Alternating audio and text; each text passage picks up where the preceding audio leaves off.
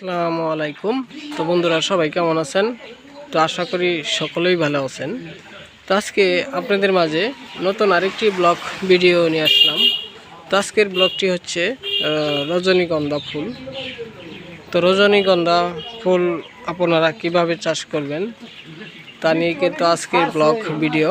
তো এখানে দেখতে পারতেছেন এটি কিন্তু ফুল এসেছে। তো ফুলের গন্ধ রয়েছে অনেক। তো এখানে কিন্তু আরো ফুলের কলি আছে, কলিগুলো আপনারা দেখতেই আছেন।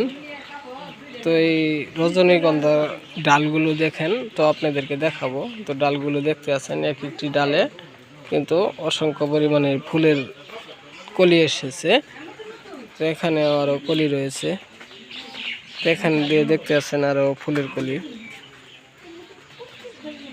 তো যারা এই ধরনের রজনীগন্ধা ফুল গাছ চাষ করবেন তারা কিন্তু অবশ্যই আমাদের চ্যানেলটিকে সাবস্ক্রাইব করে যাবেন, কমেন্ট করবেন।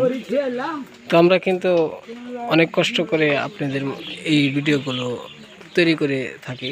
তো আরও দেখাবো আপনাদেরকে। তো রজনীগন্ধার ফুলের বীজগুলো তো দেখতে আছে, এখানে বীজ এসেছে কালো।